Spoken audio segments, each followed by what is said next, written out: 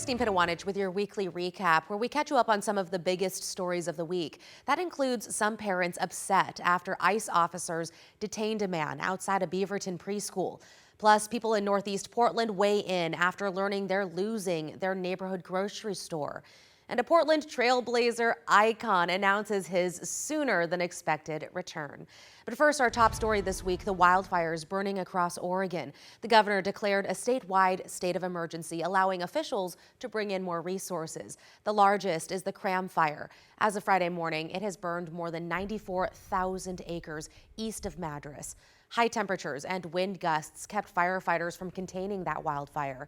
There is a level 3 go now evacuation order in both Jefferson and Wasco counties. The wind just kind of takes it where we can't go, and they tried really yesterday. Had a lot of airplane and aircraft, dropping retardants, buckets with helicopters that bulldozer lines, and they couldn't catch up because the fire was moving so fast. Some 1,200 people were under evacuation orders in Jefferson and Wasco counties as of Friday. And also as of Friday, there were level 3 evacuations close to some popular campsites near Mount Hood. The Anvil Fire is burning about 3 miles northwest of Timothy Lake. As of Friday, it's about 3 acres in size. Sheriff's deputies were in the area Thursday, making sure hikers and campers were cleared out. To Beaverton now, where ICE agents arrested a local chiropractor while he dropped his child off at a Beaverton preschool. An ICE spokesperson said officers tried to arrest him during a traffic stop before they got to the school, but he asked to drop off his child first. They say once he was in the school parking lot, he resisted arrest and would not get out of his car. ICE officers then broke one of his windows out to detain him. Celine Stevens brings us more. They smashed out his window, pulled him out. Brendan Hendricks is talking about what happened to Dr. Mahdi Khanbabazadeh in Beaverton Tuesday morning. Hendricks learned through an email from the school that U.S. Immigration and Customs Enforcement agents detained the 38-year-old chiropractor who was dropping his child off at Guidepost Montessori. Our principal came outside and asked for identification, badges, a warrant, that information, and they did not provide any identification or any of that other information, and then proceeded to put hands on our principal. Khanbabazadeh was then taken, leaving many shocked. Regardless if this was a misdemeanor or a hardened criminal or whatever in between, there's no reason a preschool needed to be used as a backdrop for the operation. That's careless. This is a surprise.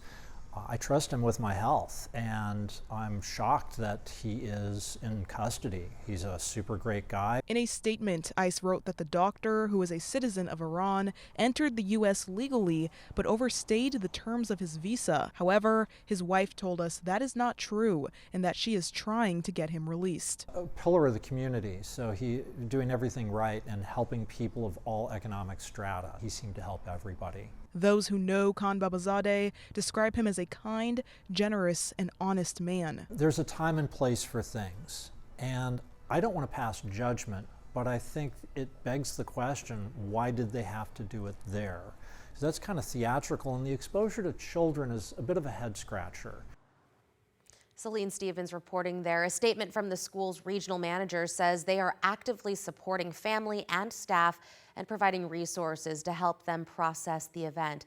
They're also looking into taking steps to make sure their campus remains safe for everyone. Meantime, relief for a Gresham family this week. A bicyclist who went missing in the Mount Hood National Forest is recovering. 52-year-old Ralph Sawyer had been missing for nearly a week. The Clackamas County Sheriff's Office says Sawyer found his way back to his car on East Still Creek Road and drove it back to his home in Gresham Thursday morning. Friends say Sawyer biked to a trailhead, started hiking, then lost his footing and could not get back on the trail. My understanding is basically he walked out just through a lot of brush, incredibly ill. During that time from drinking some of the water. There was no choice. So he just step by step followed I don't know the name of the creek, and finally made it back. Sawyer was taken to the hospital to get checked out on Thursday. He was in fair condition. Now to a warning for drivers that could save you money if you ever need your car towed. A new report found one company is charging nearly 5 times more than others for the same service. The City of Portland's Ombudsman's office looked at situations where police responded to a crash or breakdown, then called for a tow on behalf of the driver. One company, Elite Towing, was charging significantly more. And while not illegal, the city watchdog says this points to a problem with the city's towing contracts, which fall into 2 categories: hazard tows or private tows. Hazard tow rates have a set price. Private tows do not. You could call it a loophole, whatever you want. But I think the city should regulate these particular types of tows to protect community members from really high charges. PBOT, which oversees the towing contract, suggests drivers call around for the best rates. We also reached out to Elite Towing and never heard back. In Northeast Portland, Fred Meyer says its Gateway store is closing for good, but we don't know exactly when. Just last month, Fred Meyer's parent company, Kroger, said it was shutting down about 60 of its stores across the country. Alma McCarty spoke to some shoppers about the big change. At the Gateway Fred Meyer Wednesday afternoon, that just shocked the mess out of me, hearing that. Customers stream in and out of the store, some stopping to react to its eventual shutdown. The closing is not good, not for this area. It's going to destroy the neighborhood. What are people around here going to do? Corporate explaining this was a difficult decision, part of, quote, a larger company-wide decision to run more efficiently and ensure the long-term health of our business. Employees here will be offered the opportunity, they say, to transfer to a new location. Gateway is the middle mark of everybody's travel. On the bus, especially on the bus. This store among the 60 locations that Kroger, the nation's largest supermarket chain, plans to close over the next 18 months. In a statement, a spokesperson for the workers' union said, while we are sad to see the Gateway Fred Meyer location close, our first priority is supporting our members. Explaining union reps have been on site to discuss placement options. Shoppers like Mark Leslie can understand the why. You can't go in the back door. It's all security, and it's a mess. And I just prefer, sometimes I go here, but seldom. However, losing such a large supermarket he fears could have ripple effects. The whole property, then it's going to sit vacant. And then you're going to have 500 people with tents here. And even though there's a Winco across Northeast 102nd, Devin Wilson worries that too could spell trouble. Now this Winco is now overwhelmed. This Winco is now overwhelmed with people. And this is a major place. I mean, Gateway is right there, right? Alma McCarty, KGW News. And big news this week in the basketball world. 9-time NBA All-Star Damian Lillard is finalizing a 3-year, $42 million contract to come back to the Portland Trailblazers. This comes after the Milwaukee Bucks waived Lillard earlier this month, clearing the way for him to sign anywhere as a free agent. Let's call it what it is, a homecoming for Lillard. The Blazers' fan favorite and franchise icon. Even after he was traded to Milwaukee, Lillard said his goal was to return to the Blazers before retiring.